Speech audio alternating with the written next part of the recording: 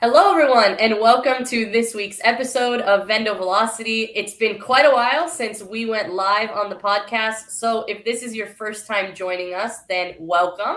Just a little bit on what Vendo Velocity is. It is a podcast that goes live every other week, and us here at Platform, formerly known as Vendo, talk about the latest and greatest news across Amazon, Walmart, TikTok Shop, and all of paid media. So today we're specifically going to be talking about Amazon grocery. So I've brought on a few key teammates on our side to really dive into how Amazon grocery is being reshaped and a bit transformed just to start the year here, and what that means for a lot of sellers who previously or currently sell into Amazon grocery. So before we dive into a few of the topics that I will introduce, I did want to introduce our guests for today, both of whom have been on the podcast before, Ashley Bell and Matt Mahony. So Matt, I'll turn it over to you first. If you could give a little bit about your experience here at Platform and what you manage on a day-to-day. Yeah, perfect. I'm Matt Mahony, as Delaney has mentioned here. I'm the Amazon manager and essentially overseeing 1P brands, 3P brands, both through the Amazon Fresh network as well as through their core delivery network. So have tons of experience here dealing with that. I've been at Vendo now for, I think, just under 3 years. So I'm excited to keep things rolling here. Awesome. Ashley? Hey, I'm Ashley Bell. I'm a strategist here at VENDO, so working with Amazon brands, also across 1P and 3P and grocery and other categories. Been at VENDO for about a year and a half, but in the Amazon space for close to 9 years now. So practically a dinosaur, but really excited to be joining you guys today. Awesome. And Ashley, this is not your first time on the podcast, right? It actually is. Yeah, I didn't want to correct you. Okay. So, yeah, first time. I totally flubbed that one. But yes, well, this is a big day then, because Matt is a experienced podcast man. He actually has his own podcast, but we won't tout that too much. But all that being said, we are going to talk about all of the grocery changes specifically around Amazon Fresh. And one of the bigger pieces of news that came out to start the year was that Amazon Fresh stores would be closing, which really is reshaping the future of Amazon grocery overall. So Matt, let me start off with you. Do you believe that these Amazon Fresh store closures are more of a failure on Amazon's end and a strategic reset? And if the latter, then what does this mean for grocery as a whole? You know, I almost think it's a mixture of the two. Like anytime you're going to be closing any type of stores, there's going to be some type of what most would consider failures within it.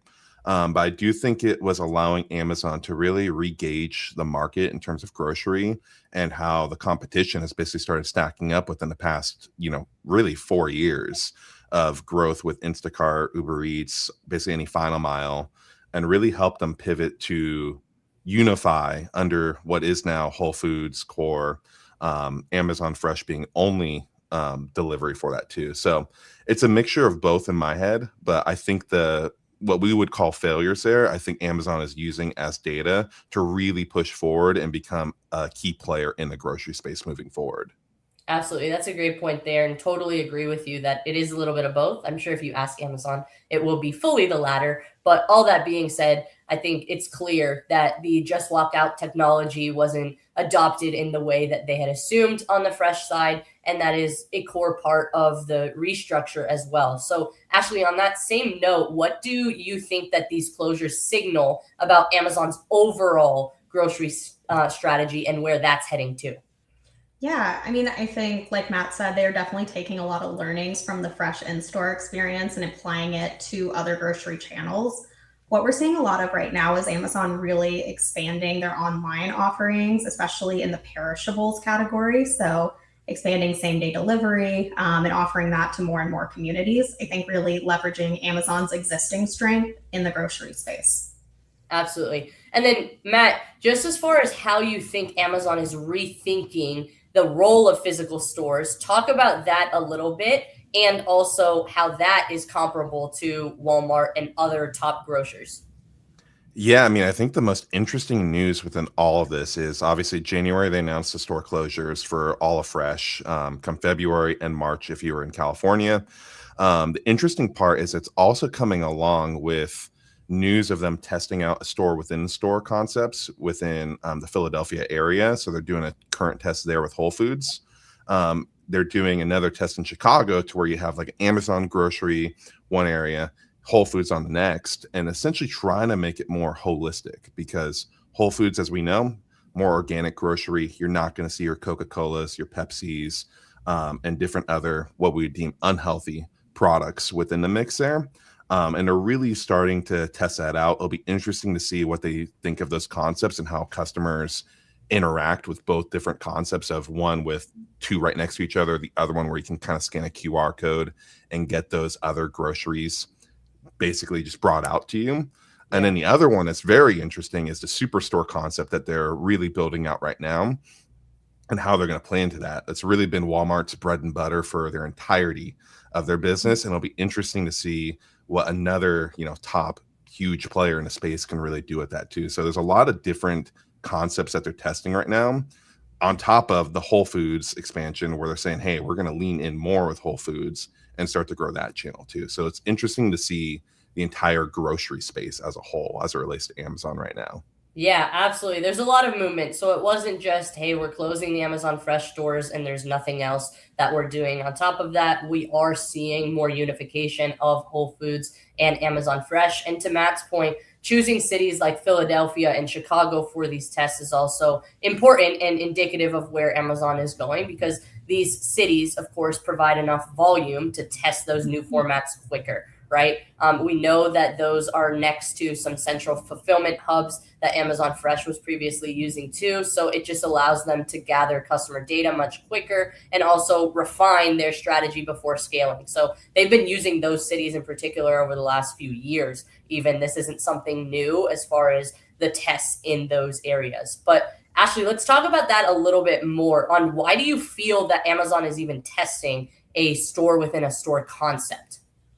Yeah, I mean, I think they're trying to capture different groups of customers. So like Matt was saying, the Whole Foods customer, I think, is one set of people. And there's, customers who are really loyal to Whole Foods and the brands within there. And then there's another set of customers, I think, that feel maybe a little alienated by Whole Foods. So having a store within a store like a Fresh, I think, helps to capture more customers and help Amazon better meet people where they're at. Absolutely. Matt, how much crossover between those customer bases do you expect in a store within a store format? I feel like it would depend on the customer type. I'd wager that there would be a good amount of crossover. But in my head, like if I'm thinking of myself as the shopper, like I'm doing some shopping at Whole Foods. I was doing some shopping at a regular like Kroger store because they had more options there. So if Amazon can really provide both, a customer that they're kind of looking for is someone like me that's trying to get both of the items and everything I need under one umbrella. So I feel like it'll be a good amount, but how many customers will utilize some of that, QR codes to do shopping, to be determined there. I feel like the store and a store next to each other or on top of each other arguably makes the most sense, but how logistical does that make for everything, I think is still TBD. Absolutely. No, totally agree with you. Ashley, any different thoughts there? No, I would agree that, from a convenience standpoint, if you're a customer who's shopping at a place like Whole Foods and then a more traditional grocery store, if you can go to one place, like, why wouldn't you want to go there versus going to two different places? Absolutely. And speaking of convenience, because we all know that's what grocery really boils down to, let's talk about the expansion of 1 hour, 3 hour, and sub 30-minute delivery too. So, Matt, how close is Amazon to making sub same-day grocery more of the standard, and what developments have they made in that realm? I feel like if there's any company to nail it, it should be Amazon. They were the ones that pioneered the 2-day delivery, which years ago was a revolutionary concept to even think about. As of the past few years, though, Amazon's gotten way behind. Again, Uber Eats, DoorDash, all these other channels, even Walmart doing 1.5 hour delivery to get items here. So I feel like that's the next step for them to really get back into the grocery race there, is getting that fast delivery. Everybody wants products yesterday, and it's going to be how do we make sure that happens? So I do feel that Amazon is positioned well to make that happen. How quickly they can make that happen, I think it's going to be determined by just their network and how quickly they can figure out, hey, within this hub, how quick can we get it out in a timely manner. Even within where I live, we had a fresh store that was 10 minutes away, and I don't have hour deliveries. So the expansion is going to take a little bit of time, but I think if there's any company to do it well, it would be Amazon. Absolutely. And we know what Amazon really, of course, specializes in is their logistics network, but also the algorithm is favorable, right? So any operational system that you're building to really accomplish 30-minute same day delivery is going to need that localized inventory. You're going to need automated picking. If anyone's been in a fulfillment center at Amazon soon, lots of robots exist there. I think they're far ahead of the other retailers when it comes to that. Strong demand forecasting, I would say, from our experience, this is where Amazon is a bit weaker, especially on the grocery side of the business. With perishables, demand forecasting is even more important, of course, because you're up against expiration dates. I'd say if they can nail that part, that's really where the opportunity for growth is. But the integration between Whole Foods and Fresh and the infrastructure they're going to be able to build with that only creates more favorability when it comes to faster shipping times. So excited for that as well. But Ashley, I wanted to pick your brain on, can any competitor you think actually match Amazon's speed? Or do you think in the long run, Amazon will win when it comes to grocery? I know that's saying a lot because we all know Walmart and the behemoth that it is. But what do you think about the long term when it comes to that? Yeah, no, I mean, I think Walmart is already kind of utilizing its existing fulfillment network, aka like their thousands of locations. So I think that's kind of the main competitor Amazon's up against in terms of speed. But, I think that there's a sect of customers on Amazon who aren't shopping on Walmart. So just being able to reach, more and more customers. I think there's also, customers that currently, are outside of major city centers and haven't had as much access to same day delivery. Kind of in more remote or rural communities where I think Amazon has, the potential to kind of fill that need a bit more. What I'm seeing is Amazon starting to partner with some regional grocery chains like Winn-Dixie down in Florida. So I'm interested to see how Amazon leverages those partnerships as well to kind of further expand their reach into more remote communities. That's a great point. And then, Matt, just want to circle back a little bit to what the Amazon Fresh closures have really meant for brands. Can you speak to the impact that you've seen there? Has there been a shift to online sales within the Amazon Fresh ecosystem, or are you seeing that customer was very different in store and online, and so that customer might have left to a different physical grocer rather than staying within the Amazon Fresh ecosystem? Yeah, I mean, it's been very interesting. I feel like we're still in the early stages of gathering all the data. And I think if you talk to any Amazon Fresh VM or team that you have there, they will not have the full data available yet. The early inklings from what we're seeing with some purchase order data, though, is that we've actually continued to see sales kind of keep going up, even with some vendors where we see 70, 80% online and 30%, 20% in store, which again, as we're thinking about grocery, is the opposite of what a typical grocer has, which is why Amazon Fresh closed in the first place. But it's interesting to see that sales haven't really slowed down, as I would expect to have 20% churn at that point, has really been still growth mode. So the early signs are suggesting that the customer base has really moved over. How much of that is new versus repeat for Amazon, only they will know. But it is an interesting thing to keep seeing moving. And I think within the next few months, we'll be able to see the full totality on if it really was the best decision for Amazon to move to that as well. Totally. Ashley, any other thoughts there you wanted to add? Yeah, what I'm seeing is the growth on the core side or same day delivery is really outpacing anything that was lost from Fresh in store. So I think ultimately it's going to lead to more growth for brands, just expanding where their products are offered. Absolutely. And Ashley and Matt have a bit of unique experiences within the team just because the brands that Ashley manages on the Fresh side do not, or previously did not have a presence on core, where Matt's were able to be sold across both Fresh and core. So that's a great point that you made there, Ashley, that now that core is sharing buy boxes with Fresh and they're enabling Fresh items to be used in core fulfillment centers, that has opened up a whole other realm of shipping faster to consumers and also reaching more customers. So that's interesting, and we'll see what that trend continues to be throughout the year here as well. But let's talk a little bit about private label. Amazon private label. Matt, I'll turn to you first. How has private label been on Amazon holistically in the past? And where do you see it going? Do you feel that Amazon continues to lean into their private label business or pull back from it? Yeah, I mean, historically, private label for Amazon hasn't been their strong suit for grocery anyways. It's obviously a huge part of their business on the core side with Amazon Basics, and that entire lineup of products. But, when they released Happy Belly, it's kind of like you're almost alienating because people don't know what Happy Belly is. It doesn't have any brand recognition. And, price-wise, at least from what I saw, it wasn't too competitive with everything. But I think relabeling it with Amazon Grocery, which is what they're doing across any type of Happy Belly product, makes a lot of sense. It's going to put some pressure on any vendor within the space that's selling, obviously, non-private label products there.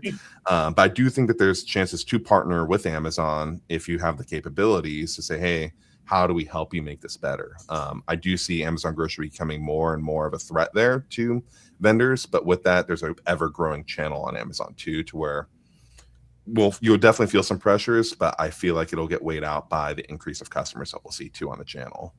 Absolutely. That's a great point. And I think the core piece here for brands is that they need to continue elevating their value and differentiation against private label, right? In some of these very commoditized spaces, we see that there isn't much differentiation in either the formula or the value in general. So yes, Amazon does give private label premium placement, just like it does with Amazon Basics. We see it all the time in top categories. So whether that comes to bundling or how you're increasing AOV across the board, national brands have to compete on the loyalty factor and the brand recognition, as Matt was saying about Happy Belly and a bit of the flop there. But Ashley, I want to turn to you on which categories do you foresee being the biggest private label expansion areas on Amazon? Do you see them leaning into some over others? And if so, which ones would that look like?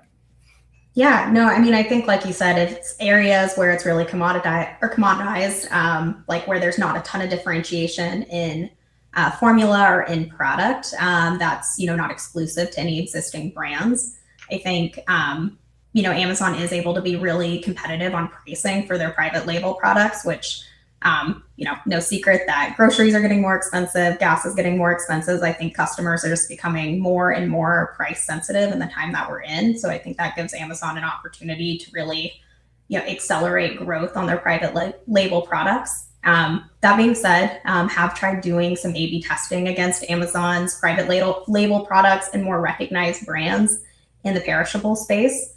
And while some customers did say the lower price point of the Amazon private label product would be their primary factor in purchasing the product, way more customers said that brand recognition within that space would be more of a driver. So I don't think customers are totally going to switch over to Amazon's private label if they've already established, a sense of brand loyalty within existing brands in different grocery categories. Absolutely. Totally agree there. And so let's close on what winning in grocery really looks like in 2026. You guys listed so many changes. We didn't touch on the superstore too much, but I'd say that is incredibly impactful in terms of will that format actually work for Amazon or not? And how close will they get to being able to compete with Walmart if they can scale that format long term? But more to come on that. I know it's only one store, so we'll see. But Matt, speak a little bit to what is going to set apart top performing grocery brands in 2026 and how can they adapt most quickly to these changes? Yeah, I feel like any top brand right now, it's going to really come down to logistics as we keep talking about. It's going to be how do you get your product in front of customers in the fastest way possible, whether that be through the core network, which is obviously going to be much larger, or the fresh network, which you're going to have more direct for that exact grocery channel. Managing the products that you have on both channels for that, I think is going to be continuing to evolve and be very important. I think there's still a lot of unknown with Amazon because historically they've had 3 different warehouses for core, fresh, and Whole Foods. How they're going to do that internally to make that more efficient is going to be TBD. But I feel like really nailing that customer experience, plus making sure that now you have to be good digitally. So making sure main images, infographics, PDPs are telling the full story of the product. Even if you're selling just a banana, You have to make sure that that banana looks really good on site and enticing, or else customers aren't going to purchase there too. So lots of holistic changes there beyond just typical grocery that you have to deal with. But, logistics and PDPs would be like my main number one, number two there. Absolutely. How ripe for the banana, Matt? How ripe does it need to be? What's the sweet spot? Oh man, see, I'm not the one to answer that. That'd be more the wife who does banana bread. I think she'd say pretty ripe. I think you want ideally a variety in a bunch that you're buying. So some are a bit more ripe, and then some, will last a couple of days. We know who the baker is in Matt's house. He doesn't even know what banana. What is a banana? Not helpful to me either. No, that's awesome. And I think what Matt said is really the core to this all, right? Everyone can talk about how can I be more discoverable in grocery stores, but also online. And specifically online, that all hinges on deliverability. If you're not available locally, if you're not available for same day or faster shipping, you're going to lose a ton of relevance. So to Matt's point, you could focus all you want on the actual conversion on the listing, but speed is the biggest part of ranking on the grocery side of the business. And you need to make sure that you can deliver fast, or else you won't show up to begin with. So Ashley, speak to maybe that or anything else a bit more as far as what you think winning in grocery looks like in 2026, and anything we might not have touched on before as far as how things have transformed over the last even 4 or 5 years when it comes to grocery too. Yeah, no, totally echo what Matt's saying, that logistics and product detail page optimization being key. I think adaptability is kind of the number one trait brands need to have, as opposed to times when brands don't need to be adaptable. But I think we can see that the space is changing and has been changing pretty rapidly over the last couple of years. If we look at kind of pre-pandemic, how many customers were shopping online, it was only like 10 to 15% of US households. And then I think a lot of customers, out of the need for the time, adopted online grocery shopping and, liked the convenience. And then that's just continued to expand into more and more communities since then. To where I saw like 60% of US households are doing at least some of their grocery shopping online in 2026. So yeah, huge expansion over the last couple of years.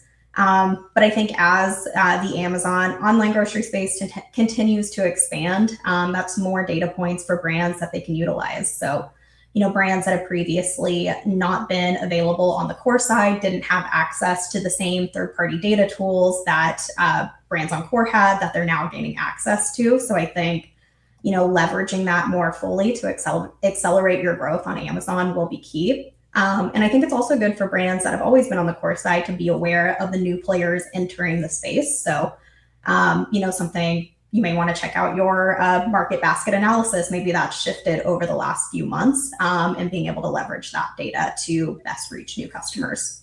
Absolutely. No, that's a great point. And Matt, we'll end on you because I just want to talk a little bit on the ad side. I know we haven't touched on that too much. But when it comes to in-aisle advertising and how Amazon continues to blend digital with in-store when it comes to their DSP offering, talk a little bit about where you feel that is heading. And as these store within a store formats and even the superstore formats unlock, how does Amazon differentiate itself versus a Walmart, just given the breadth of their advertising overall? Yeah, so like historically with fresh stores, you've been able to get like digital signage within the store, which has been arguably the most unique thing Amazon's been able to offer outside of just walkout technology, to where you can have a digital display in the store kind of pinpointing, hey, go buy your bananas on aisle 1. And you can really, hone in on those types of advertising in the stores once it happen. Obviously with anything superstores, TBD on anything there, but if we know Amazon and how much they love their advertising money, they are 100% going to be doing something to kind of help in aisle, really try to push people to go to the aisles that you want to be in, and even potentially test out some different scenarios to where you're like, hey, my product is bread. It goes really well with bananas and peanut butter. Let me do something between these different channels too. There's a lot of creative ways you can get with advertising with fresh historically, which I feel like they're going to continue to pivot with the Whole Foods, with the superstores and concepts like that too. So there's going to be a lot of interesting concepts there. And then just making sure your digital strategy just still stays locked in. We haven't had to make too many drastic decisions on anything online. Any marketing programs have continued on as is, and we continue to see that be a strength, but just making sure you opt in to show up when customers go to check out, being at that once customer hits checkout, hey, anything else you need, you want to pop up there. That's essentially where you're walking through the store to checkout. Think of that digitally of that's that walk out there. If you can show up and maybe remind customers that they need your product, all those different placements are going to become ever growing and important, also more expensive, but very valuable space to make sure that you dominate there too. Absolutely. Well, Matt, I just ordered you some bananas on Amazon Fresh. They'll get to your house in 5 hours. Just kidding. Just kidding. Only if it comes with banana bread, of course. Yeah. But awesome. Well, I really appreciate all of the insights that you guys brought to this podcast. I'm sure many people have questions on what this really means for their brands in the grocery space. So hopefully we were able to further educate you on where Amazon grocery is headed and what you should be looking out for. But I'm sure I'll have both of these two on the podcast soon. And Ashley, I hope the first experience was great. We'll get you some bananas too, but that might take a little longer to get to you. But awesome. Thank you guys for joining and for tuning into Vendo Velocity today. We will see you in 2 weeks with Tori to discuss all things Amazon ads. Talk to you all soon. Bye, everyone.